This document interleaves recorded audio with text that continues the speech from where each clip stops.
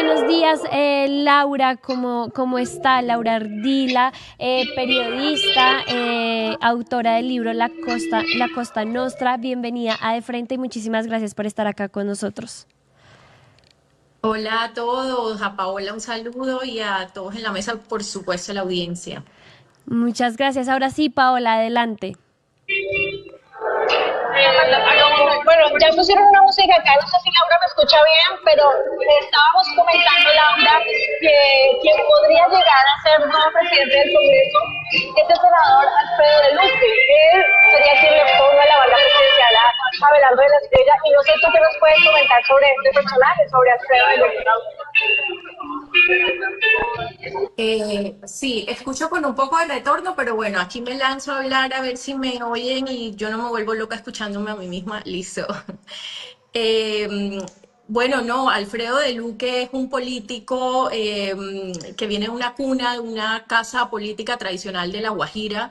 Era un grupo político que siempre se peleó el poder, un grupo político, perdón, llamado Nueva Guajira, que siempre se peleó el poder a nivel local en el departamento. Alfredo fue durante mucho tiempo representante de la Cámara y luego se volvió senador, y en ese camino y sobre todo a partir de las cenizas que quedan de la debacle del proyecto político de Kiko Gómez, del criminal ex gobernador de La Guajira, Kiko Gómez, empieza a emerger con fuerza ese grupo local de Alfredo nuevamente, que ha tenido y ha ostentado la gobernación de La Guajira en varias ocasiones, empieza a emerger y hoy en día Alfredo es el hombre más poderoso de La Guajira, maneja pues la gobernación, tiene pues su curula al Senado, ha sido el congresista más votado dentro de su departamento, también tiene un alcalde de la capital Riohacha que, si bien no es propio, sí tiene influencia de su grupo, es decir, él sí tiene representación ahí, y también tiene 4 de 11 diputados en La Guajira, es decir, localmente pues es un poder La Guajira. A pesar de que toda la región Caribe, que tiene 8 departamentos, es muy fuerte electoralmente, pues representa el 21% del censo electoral total, pues La Guajira es un departamento que tiene menos peso electoral. Sin embargo, fue un departamento en el que el grupo de Alfredo se movió bastante para conseguirle votos a Abelardo de la Espriella, y Alfredo, digo yo que es como otra de las evidencias de que el proyecto político de Abelardo de la Espriella no es realmente el proyecto de un outsider, sino que es el proyecto de una persona con nexos reales y sólidos con la política tradicional, que llega posiblemente a gobernar con estos políticos. Sí, pues importante saberlo, importante quién estaría allí entregándole esta banda presidencial a Abelardo de la Espriella. Laura, yo quisiera pasar a otro tema también pues relacionado con el nuevo presidente y este nuevo gobierno, y es el tema de la influencia o el papel que va a jugar la costa y los políticos y la estructura, digamos que política que hay allá. Pues porque sabemos que, por ejemplo, para Abelardo de la Espriella, Barranquilla es bastante importante y tuvo el respaldo de un sector político tradicional también de la costa bastante relevante. Sí, Abelardo de la Espriella de hecho ha dicho que va a tener una sede en Barranquilla, una sede presidencial en Barranquilla.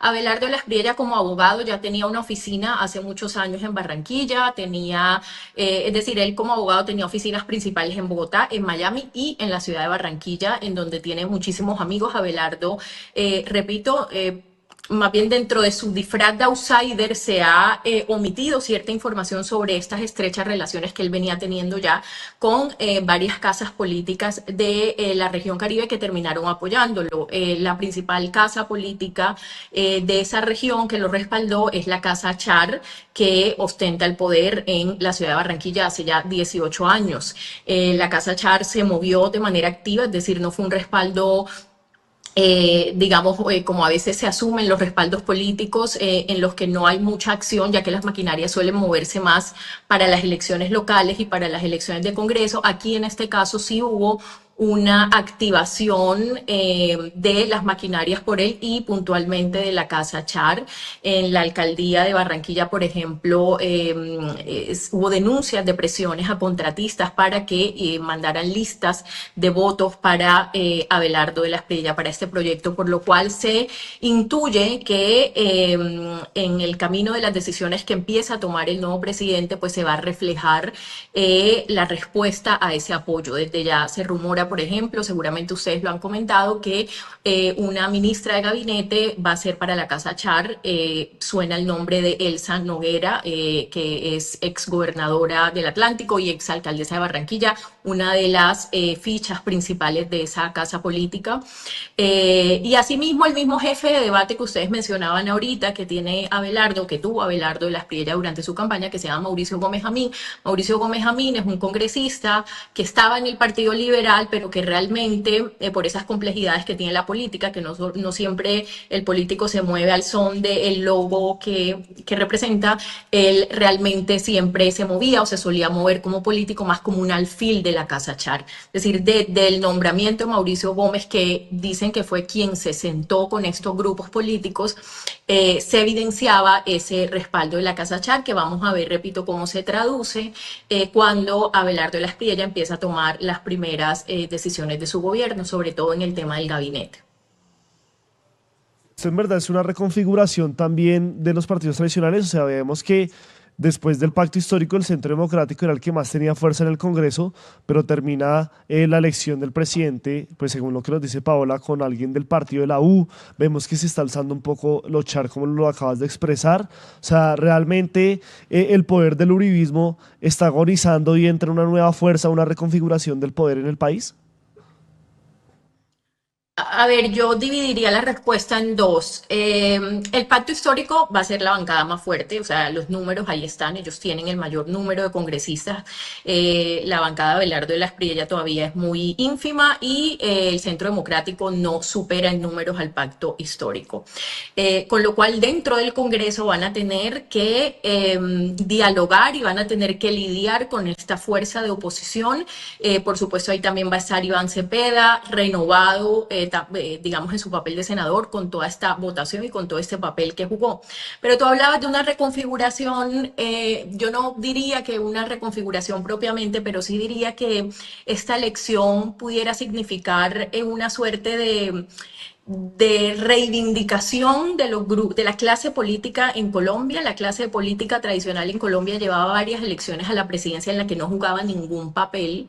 Veníamos de elegir caudillos, de elegir a Uribe, o de que Uribe eligiera presidente, ungiera presidente, de la elección de Petro, que no, digamos, en la que participaron grupos políticos, pero que no fueron del todo determinantes. Y la clase política, repito, las maquinarias para presidencia, se decía que podían activar cierto tipo de votación, pero no eran determinantes. Sin embargo, si bien Abelardo de la Espriella, por supuesto, y es indudable, y ahí está la evidencia, ha generado un fervor y ha tenido una gran, digamos, sí representa un fenómeno en Colombia en términos electorales, pues también contó con el apoyo, al menos en el Caribe, de las grandes casas políticas del Caribe que se activaron. Repito, sí hubo. Por ejemplo, tengo información de que movieron carros en el Cesar, la Casa Génico, para votantes suyos. En el Atlántico, ya les decía, en Córdoba, el grupo político del gobernador Erasmo Zuleta. Entonces yo sí diría que sí, una de las preguntas que vamos a ir resolviendo en la medida en que vayan ocurriendo los hechos es cómo esa clase política va a terminar reivindicada en el papel que cobre dentro de la campaña de Abelardo de la Espriella. Digamos, vamos a ver cómo se reivindica y cómo esas fuerzas políticas también se organizan en el Congreso, a pesar de no tener un solo partido, un solo partido de la política tradicional, quiero decir, la fuerza mayoritaria. Pues vamos a ver cómo se terminan acomodando en esa coalición que vaya a formar el nuevo gobierno. Sí, Paola, creo que tienes una pregunta. ¿Ahí me escuchan? Sí, te escuchamos. Laura, vale, gracias. Laura, más allá de los clanes políticos y de estas digamos, como familias tradicionales que van a apoyar o apoyaron a Abelardo de la Espriella. Yo quiero que también hablemos de los empresarios, del sector privado en la costa Caribe, si va a tener también un papel importante dentro de la campaña o bueno, dentro del gobierno, porque en algún momento se dijo pues que el señor Euclides Torres, por ejemplo, que es un empresario cuestionado, pues también estaba buscando acercamientos con el movimiento de defensores de la patria allí en Barranquilla. ¿Qué se sabe sobre eso? Pues ahorita como estamos todos haciéndonos más bien las preguntas, yo creo que más que tener las respuestas exactas, Paola, por supuesto que una de las preguntas que hay que hacerse al día siguiente de esta elección es cómo va a ser la relación del nuevo presidente con el establecimiento económico. Puntualmente ahí lo que se intuye es que va a jugar un papel seguramente importante en las decisiones el vicepresidente José Manuel Restrepo. Y para hablarte del caso de Euclides Torres puntualmente, ¿qué pasa con este grupo? Euclides Torres, como bien lo saben ustedes en la mesa y seguramente buena parte de la audiencia, es un clan político que apoyó al gobierno Petro y que 4 años después, o más bien durante estos 4 años, empezó a ganarse una cantidad de grandes contratos a nivel nacional, en algunos casos, según han demostrado investigaciones periodísticas, con claras muestras de favoritismo. Es decir, es un grupo político que se empoderó. Pero no es un grupo político nuevo, es un grupo político que ya existía, que llevaba 20 años controlando su feudo en el Atlántico, en un municipio vecino a Barranquilla que se llama Puerto Colombia. Y es un grupo que para la campaña presidencial permaneció dentro del pacto histórico. De hecho, uno de sus senadores, ellos van a tener 2 senadores, uno en el Partido Liberal y el otro senador es Pedro Flores, que está en el pacto histórico. Todos esos elementos hacen pensar que no... digamos, no hay ninguna evidencia de que este grupo político se haya movido por Abelardo. Su senador está en el pacto histórico que claramente no va a votar con este gobierno nuevo. Entonces no hay ninguna evidencia ni ningún tipo de indicio que permita pensar que el poder de Euclides Torres que tuvo durante el gobierno Petro lo vamos a seguir viendo durante el gobierno de Abelardo de la Espriella. Sin embargo, hay que decir que se vienen las elecciones locales. Colombia es un país netamente electoral. En Colombia se acaba hoy una elección y al día siguiente está la clase política armando y tomando decisiones alrededor de la elección que viene. Entonces también tenemos que pensar este tipo de análisis en ese contexto, ¿no? Localmente los Torres son un clan que se enfrenta a la Casa Char. La Casa Char se entiende que se va a empoderar con el gobierno de Abelardo de la Espriella, es decir, que con más veras no creo que los Torres vayan a jugar ningún tipo de papel en esta presidencia, pero ya veremos también qué ocurre. Ellos tienen unos contratos con el Estado y ya veremos. Yo lo que siento, digamos, uno de los asuntos que creo que están más claros con este nuevo gobierno es que nada está claro. No, o sea, es un fenómeno tan nuevo, es un personaje que no había estado en ningún... en el Estado, que no había gobernado, que no había estado en el Ejecutivo. Luego, es una incógnita todo lo que va a hacer. Uno, por las declaraciones que él ha venido dando, por la gente de la que se está rodeando, por lo mismo que ocurrió a lo largo de su campaña, uno puede intuir ciertas cosas, pero con Abelardo de la Espriella está todo por decirse en Colombia, a diferencia de cuando llegan otros presidentes. Cuando llegó Petro hace 4 años, uno podía sacar ya como tener ciertos asuntos más claros acerca de cómo iba a actuar, pero definitivamente yo creo que lo que está más claro con Abelardo es que nada está claro hasta ahora. Laura, sobre las elecciones locales yo quisiera preguntar y es cómo quedan los pesos, sobre todo para un sector pues para el pacto histórico, sabiendo que incluso Armando Benedetti tiene aspiraciones para la gobernación o la alcaldía incluso de Barranquilla. ¿Cómo quedan en este momento esos pesos y contrapesos en la región sobre alianzas de políticos a la izquierda y pues en este caso a Abelardo de la Espriella? Eso va a estar muy interesante porque, claro, porque la votación demostró un país, ya esto se ha repetido hasta el cansancio, que está muy dividido, pero un país en el que esa división también ha sufrido unas transformaciones a nivel local. Me explico, en Bogotá ganaba siempre la izquierda y en Bogotá volvió a ganar la izquierda, pero con un margen más estrecho. Abelardo de la Espriella tuvo una votación considerable, sobre todo entre las clases medias, perdón, urbanas, digamos, a nivel Bogotá. Y lo mismo en Antioquia, que ha sido un bastión tradicional de la derecha, ahí también la izquierda tuvo una votación considerable. Esa mapa, digamos, o esa radiografía, se presume que va a ser el punto de partida para las elecciones locales. Lo que yo he escuchado, digamos, en ambas orillas es que estos resultados de estas elecciones a nivel local pues van a ir madurando esas nuevas candidaturas que vamos a ver. En el caso de Barranquilla, el pacto histórico pues que venció, no solo en Barranquilla, no solo en el Atlántico, sino en toda la región Caribe, tiene muy buenas expectativas y arranca con muy buenos números la carrera por las alcaldías, por los consejos y por las gobernaciones de la región.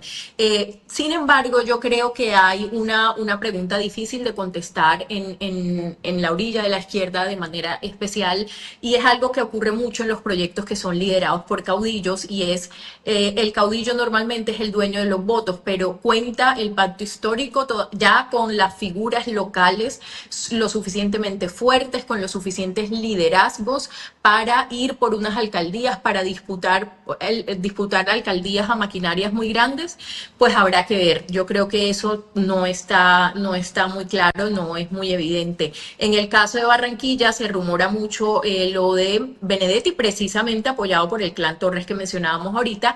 Recordemos que Benedetti hizo fórmula con el Congreso, con el representante del clan Torres, y el clan Torres, digamos, entra al pacto histórico de la mano de Benedetti. O sea, esos son los amigos de Benedetti en el Atlántico. Entonces es muy posible que termine el clan Torres apoyando una eventual candidatura de Armando Benedetti, habrá que ver. Pero la pregunta localmente es, yéndome al tema de los liderazgos, ¿va Barranquilla a preferir al alcalde más popular de Colombia que tienen hace muchos años, que es Alex Char? Lo va a cambiar por un personaje que ni siquiera en la izquierda quieren mucho, que no aceptaron en la campaña de Iván Cepeda y que tiene tantos cuestionamientos? Pues son como las preguntas que empiezan a aparecer en este instante en el que empezamos a ver la llegada del nuevo gobierno, pero también a nivel político se empiezan a mover las fichas para las locales del año entrante. Laura, nosotros estuvimos en Barranquilla y pues estuvimos leyendo muchos de tus reportes en 2014 sobre la compra de votos. Y pues en puestos de votación entre Barranquilla y Soledad, tales como el barrio San Roque, Las Flores y La Cordialidad, donde hay mayor compra de votos denunciadas, y en el Congreso, pues en esos barrios ganó el grupo, el congresista Pulgar, pero en presidencia ganó Iván Cepeda. Pues realmente podemos hablar de que la dinámica de compra de votos termina también permeando las presidenciales, o sigue ganando ese voto de opinión. Sí, esa pregunta también es muy interesante porque en Colombia tenemos una democracia electoral. Me estoy escuchando con retorno, no sé si ustedes me están oyendo bien o me perdí. Ahí estoy. Bueno, les decía que en Colombia tenemos una democracia bien particular en la que lamentablemente, y esto es una gran anomalía de esa democracia electoral, pues las maquinarias, como bien sabemos, determinan muchísimo los triunfos y las victorias entre más local sea la elección. Entonces las maquinarias se mueven ampliamente durante las elecciones a Congreso, durante las elecciones locales, porque de esas elecciones depende que las maquinarias sigan sus dominios regionales, ¿no? Y sus sillas en el Congreso para negociar con el Ejecutivo.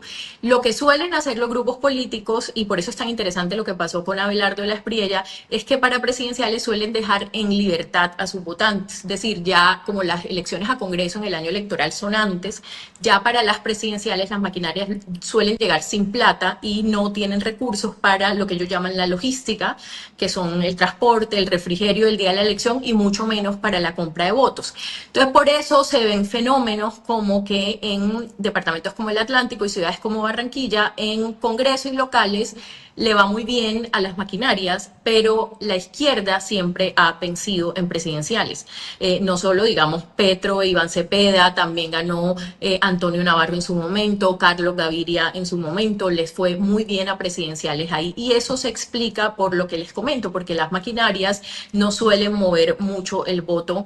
Y también ahí, digamos, se entiende, yo por eso lanzaba una frase en mis redes el otro día, el Caribe resiste, porque el Caribe, que es una región tan aplastada y tan dominada por las maquinarias, termina ratificando, a pesar de que las maquinarias muchas sí se movieron en estas presidenciales, termina ratificando que su voto a presidencia es más libre, ¿no? Al final, lo que me decía un votante, tú en la soledad de la urna, a ti te pueden poner el carro para que vayas a votar, a ti te pueden incluso dar un billete de 50.000, pero tú en la soledad de tu urna terminas votando por el proyecto político que sientes más cercano en una presidencial.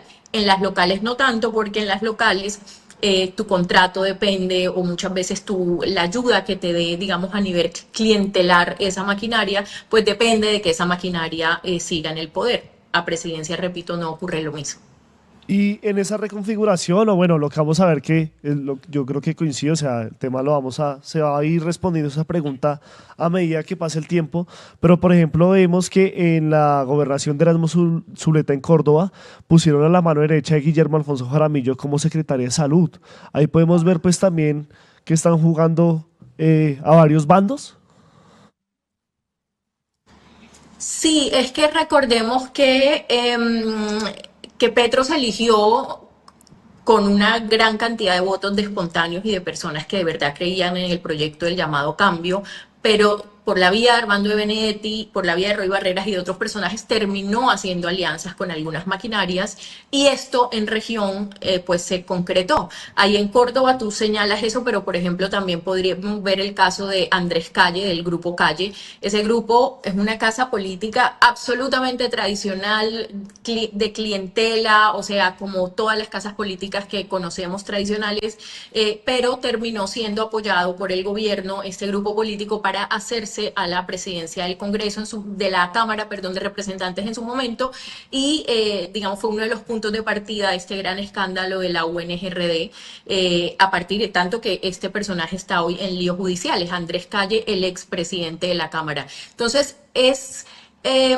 no normal, pero sí tiene una explicación que a nivel nacional los grupos políticos tradicionales se hayan enfrentado al gobierno, pero a nivel local encuentres ese tipo de relaciones clientelares. Laura, es que tú eres una biblia de lo que sucede allá en la costa y es inevitable preguntar por las reinas de belleza y sus esposos contratistas. ¿Cómo está también el tema de Saray Roballo, que hace poco dijo que donde la necesite la democracia ella va a estar? Con Emilio Tapia también, que Paola Herrera acaba de publicar uno de esos libros. Esas relaciones contratistas de estos congresistas que querían tener 200.000 votos en el nuevo Senado, ¿cómo se configura en este ajedrez político? Bueno, yo creo que ustedes ahí tienen a la autora del libro y de la investigación, que le debe conocer los últimos pasos a este personaje, Emilio Tapia. Yo lo que sabía de él, digamos, Emilio Tapia es un hombre que no importa, o más bien lo que representa Emilio Tapia, porque no lo diría puntualmente de él, es el tipo de personajes, digamos, estos símbolos de la corrupción y estos actores de la corrupción se mueven dentro del Estado y dentro del sistema, independientemente del gobierno que llegue a gobernar, ¿no? O sea, lo demostró Petro, por ejemplo, a pesar de que llegó un gobierno con unas intenciones de cambio, con un discurso de cambio más bien, pues terminaron ciertos personajes también enquistados y haciendo de las suyas. También los vemos muchísimo, por supuesto, en los gobiernos locales, poniendo gobiernos locales con su capacidad y con su músculo financiero, poniendo gobiernos locales y haciéndose a la contratación. Entonces yo no, digamos, no sé exactamente qué papel pueda llegar a jugar Emilio Tapia, pero sí sé que este tipo de actores no los vamos a ver desaparecer, porque están en el sistema y hacen parte del sistema independientemente del gobierno que llegue. Posa la reina belleza, Saray Roballo, porque su primo Erasmo Zuleta le estaba jugando al gobierno, y la segunda vuelta se podría decir que se volteó, pero con este tema también de cómo se cambia el equipo directivo, la FIU previsora y demás, podemos ver a Saray en el gobierno de la Espriella.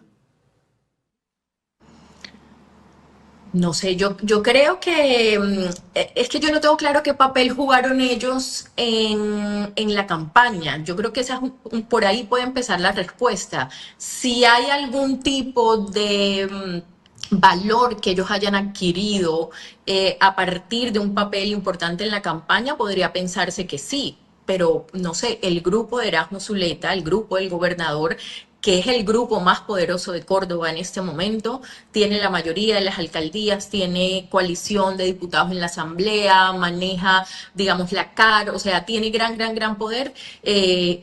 Estuvo a favor, las fichas de este grupo estuvieron a favor de su paisano, además, ¿no? Abelardo Las Priella. Con lo cual esto es pura intuición. Se van a empoderar, además él tiene, digamos, sus raíces ahí en Córdoba y tiene una cantidad de amistades. Abelardo de Las Priella ha repetido mucho que él es amigo de sus amigos, y eso también me lo decía una persona que es relativamente cercana a él va a responderle bien a sus amigos. Está Erasmo Zuleta entre sus amigos, está Emilio Tapia, cuya familia es de Sagún, de donde es el padre de Abelardo de Las Priella. Le van a responder como amigo. Pues yo creo que es una pregunta que queda ahí un poco en el aire, pero creo que va a estar muy mediada esa respuesta por el papel que hayan tenido en la campaña. 2 presidentes cordobeses seguidos, ¿no? O sea, realmente Córdoba está de fiesta últimamente. Laura, muchas gracias. Pero un regionalismo que,